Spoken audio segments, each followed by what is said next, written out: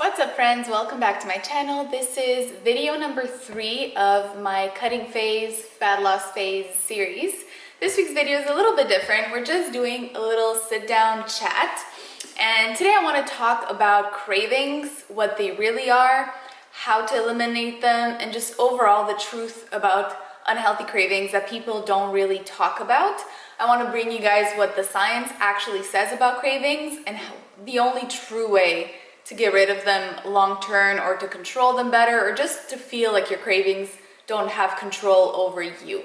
I made a little video, like just a little reel that I posted on Instagram on this topic, and a lot of people really enjoyed it and wanted me to elaborate a little bit more. So here we are. That's what we're going to do today. And I'm also going to talk to you guys a little bit about my own journey with it, because I have been in a place of binging, restricting. Like, I've done that whole cycle. I've had a lot of cravings. I felt like I couldn't really control them for a long time, and it was just very frustrating. So I've been there. I can talk from experience, from having been there and having overcome it through very sustainable, healthy ways. So I want to share that with you guys, because I truly believe that to not only get physical results, but to build a lifestyle that you can actually be happy with, and that you feel healthy and you feel good about yourself, this is something that you need to work on. Because as we're going to talk about, cravings have to do with our habits, they have to do with our mindset and our mental status around food, our relationship with food. So this is something that needs to be worked on. We can't just throw it aside and hope that things are going to get better. So anyways, without further ado, let's get into the video. So first things first, what are cravings? Truly, there is this misconception and this thing that we've been told, that cravings are our body's way of telling us that we're missing something or that we need something, and so we should give in because our body knows best. And while there's like a tiny amount of truth to that, the majority of that does not make any sense. So if you are really in a really low deficit and you're really not eating enough calories for your body's needs, then yes, of course your cravings are going to be through the roof, because your body's hungry, your body's in starvation mode. So of course it's good, you're going to have cravings simply because you're hungry. So anything you might think of, or anything that your body and your brain remembers as being filling and heavy and full of calories, yes, in that circumstance you're going to crave it because your body actually needs calories. But that is a small percent of the population. Most people eat enough, sometimes even overeat, and yet still have unhealthy cravings. So for those people, it does not make any sense to think that what your cravings are simply your body telling you what it needs. Because the truth is that when's the last time that you craved broccoli, that you craved kale, that you craved chicken breast? Those are the things that your body would actually need if it was missing anything. It would be foods that are high in vitamins or in minerals, foods that are high in protein, foods that have a lot of nutritional value. And let's be honest, that is not what we crave. We crave chips, we crave candy, we crave high sugar, high salt, high fat foods. Those are not the things that our body needs in order to thrive. So I think it's important that we understand that, and that we put aside this mindset that cravings are our body telling us what it needs, because most of the time that has been just proven to be completely wrong, and it just is simply illogical when you think about the things that your body would need. So like I said, if you are really under eating, then yes, your cravings do signify that you're missing food, and that your body is looking for those high fat foods, because those are what give your body the most energy, the most calories at once. So that is one situation, and if you are in that situation, the number one thing would simply be for you to eat more, but the cravings you're having aren't necessarily what are going to give your body what it needs. So you need to eat more overall. You need more protein, you need more fiber, more fruits, more vegetables, more of all the good stuff, and then see what happens to your cravings.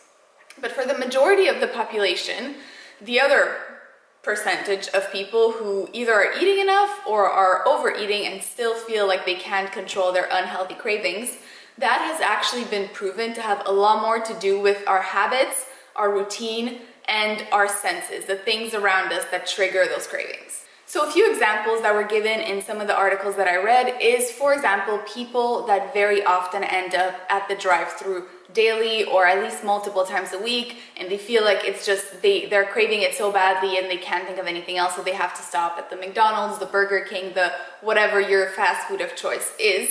And it has been shown that most often that has to do with the routine that you have that leads you to that point.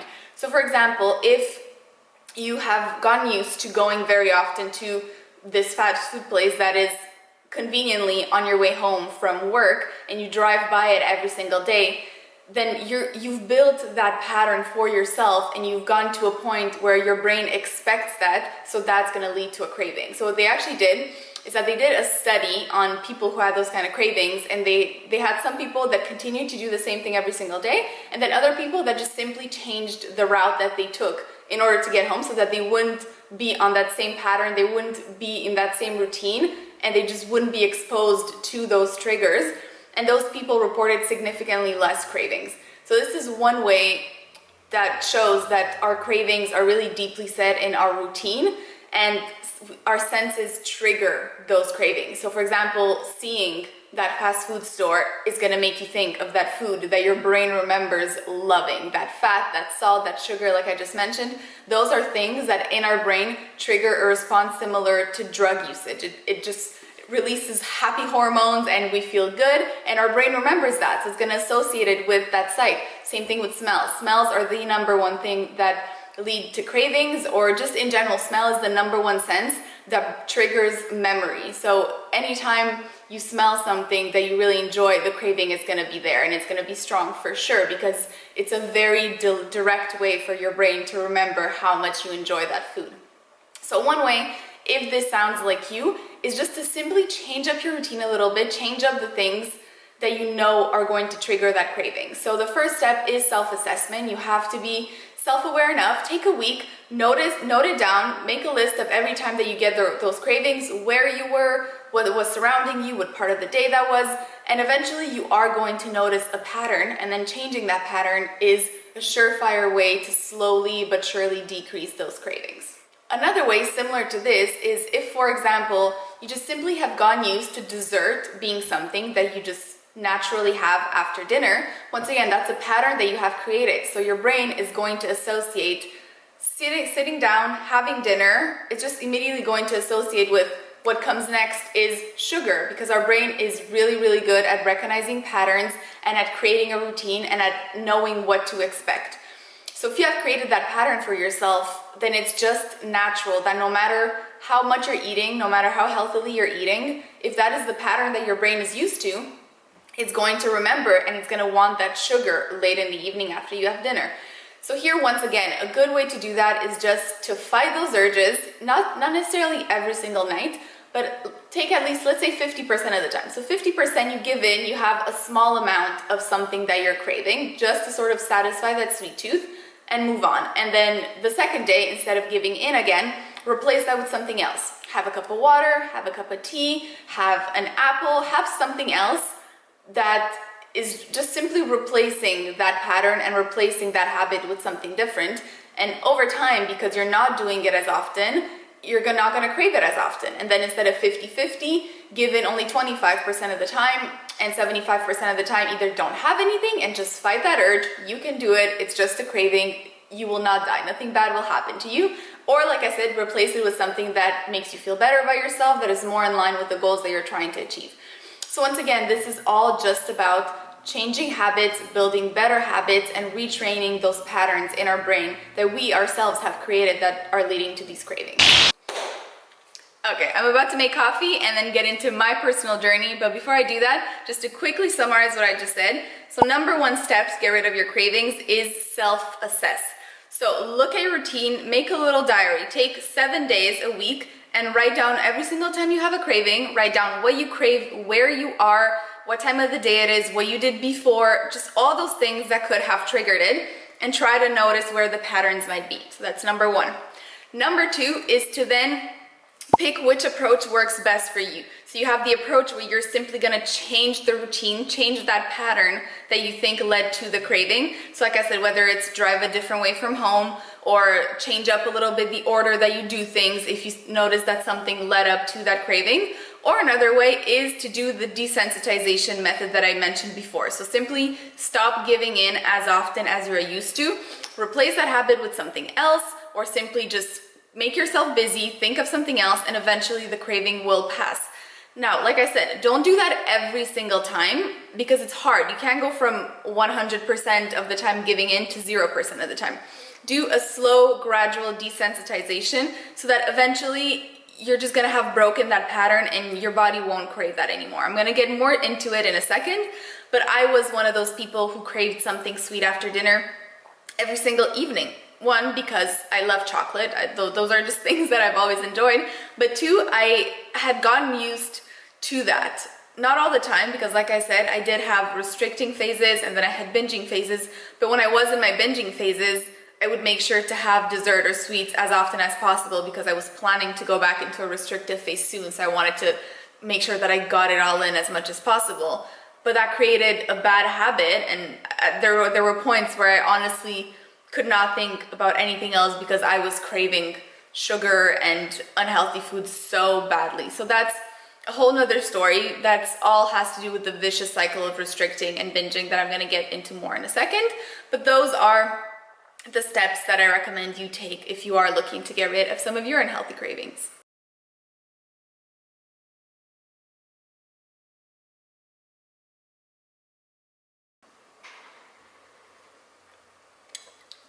Okay, so just a little backstory on me, just to show you guys that if I can do it, you can do it too. And I am aware that it is not easy. I'm aware that it takes work because I've been there, and I too at one point thought that there's just these cravings are never going to disappear and I don't have enough willpower. And it's not about willpower. Like I said before, it's about setting yourself up for success and making things easier for you. So eliminating those things that trigger your craving is just setting yourself up for success. Instead of staying in the same pattern and just trying to forcefully push through it, you're not setting yourself up for success. The likelihood of you failing is a lot higher because you are fighting psychology. You are fighting your actual brain wanting to keep its habits the exact same way that it's used to having them. Like I said, especially sugar, that truly is like a drug for our brain. So obviously it takes time to get out of that pattern. And also the more sugar that you have in other parts of your life, the more your body's going to continue to crave sugar. And as you slowly eliminate sugar more and more, and I'm not saying you have to be on a completely sugar-free diet, but the less often that you have it and in smaller quantities, the less that your body's going to crave it. So a little backstory on me, where I've been and how I got to where I am. So I can remember from a very, very early age feeling like I needed to be smaller. And I think a lot of that started with the fact that especially when I went through puberty, so like around the 15-ish, when I finished puberty, I was a little bit curvier and a little bit thicker than most of my friends, and that was in a time where being thick wasn't cool, where we were just still looking up to all the tiny models, and that's all we really knew. And so I remember always feeling like I needed to be smaller. And I also did competitive cheerleading, and I was the flyers, the one that gets thrown in the air, the one that has to be held up by other girls. And I remember feeling like I was too heavy and that I needed to be smaller to be better at that and to make sure that it was easier for my teammates who had to lift me up. So I remember from a very young age having a pretty unhealthy relationship with my body, with how I thought I looked, with just my worth in general, thinking that I would value myself more if I was a little bit smaller and I had the more ideal body type. So that's when it started for me. So I remember trying all the diets. Like I remember at one point being on like a vegetable and soup only diet that was supposed to last a month or something. I made it through like 4 days, and then I went on this insane like 2-week binging cycle because that does not work, And I feel like we're in a much better space now in society and in the health and fitness industry where we're talking about that more and more, how fad diets and intense restrictive ways of eating for short periods of time don't do anything except make you worse. It messes up your relationship with food, it messes up your hunger cues, it can mess up your hormones, and then it just sends you into this vicious cycle. And I did that cycle on and off multiple times a year, honestly, from that point on, from probably being 15, 16 until, honestly, I would say 2 years ago. That was just my pattern. It was just on and off diet and try to restrict for a few weeks or a few months for whatever reason, whether it was a trip, whether I had cheerleading tryouts and I wanted to be smaller, whatever the reason might have been, a party or whatever, that I just felt like, you know what, this is a good reason for me to try to look my best.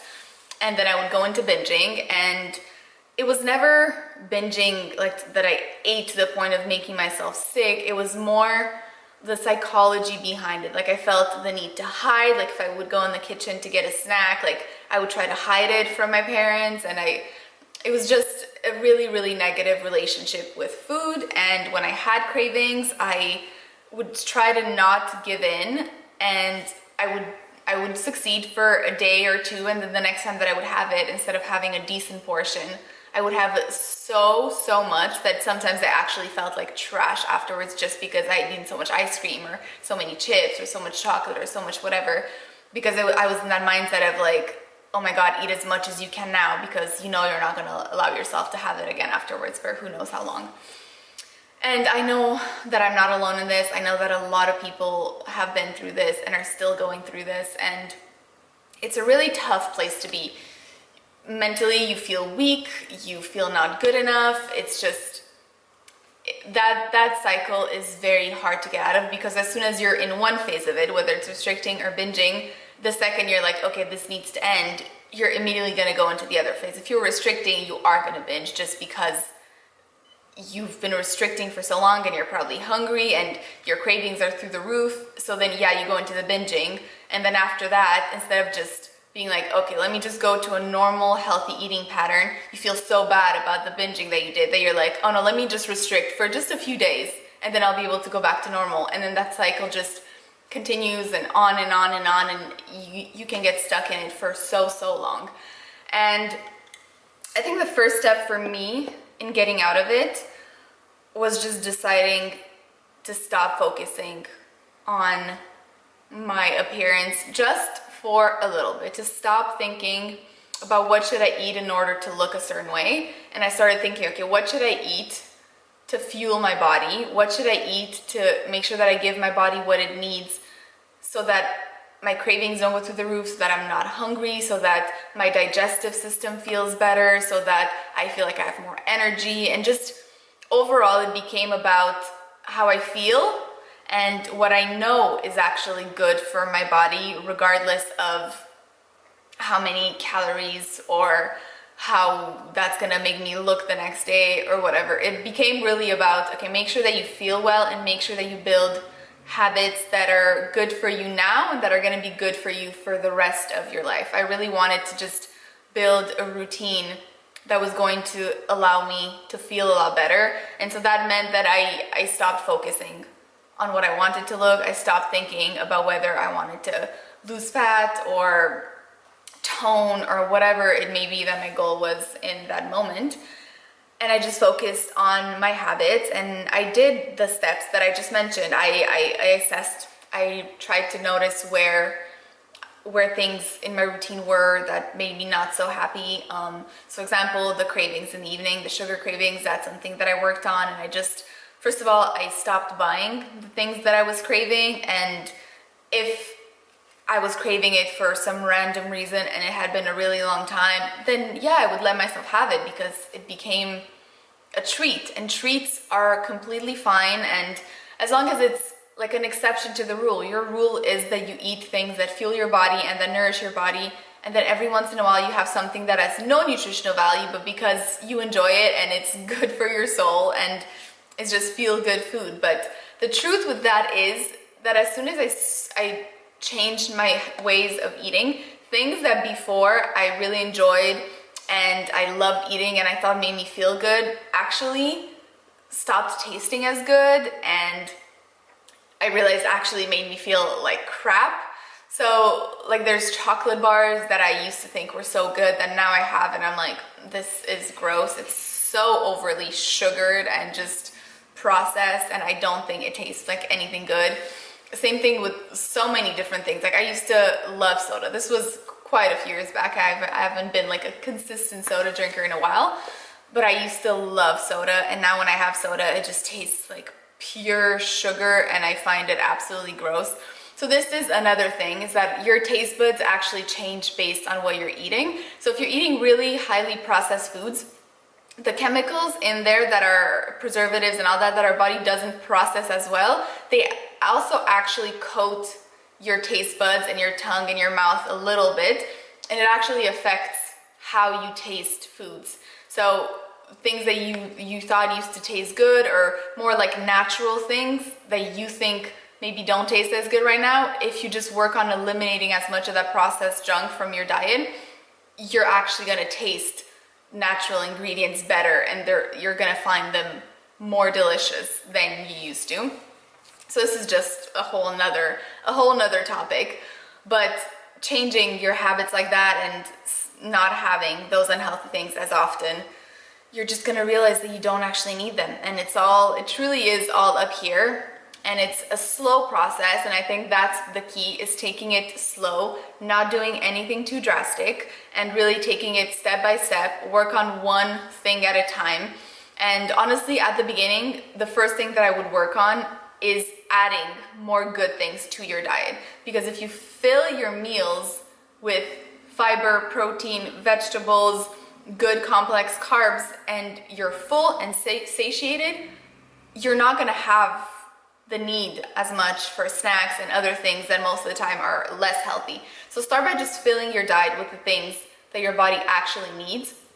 And honestly, just by doing that, you're gonna be less hungry, you're gonna feel more satiated, you're gonna feel more full of energy, you're just gonna be more nourished overall, and that's just going to create a cascade effect into more good decisions, and it's just gonna become a little bit easier.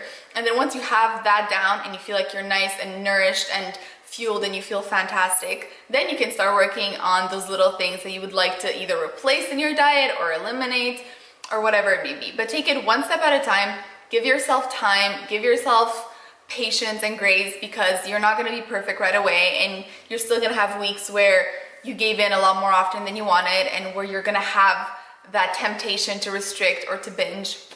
And those things happen. One step at a time. It's about progress, not perfection. It's about the long journey of it, not about how well you can do for 1 week or for 1 month.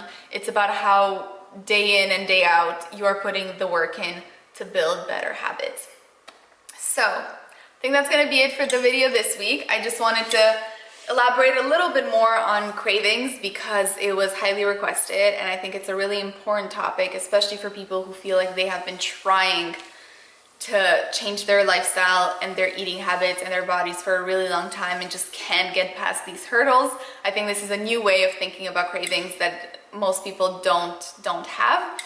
So I hope that you guys found this helpful. If you have any questions or you want me to make more sit-down videos on any topics, then write them down and I will do my best to provide more information, more value, and just try to help you guys figure out ways that you can build a healthier lifestyle and healthier eating habits, which are going to then honestly transform into all of the other goals that you have for yourself. That is it. I hope you enjoyed. I think I got quite a bit rambly at the end here. I don't even remember what I said, what I didn't say. I hope it all made sense. But anyways, thanks you guys so much for watching if you have made it this far, and I will see you guys next week. Bye!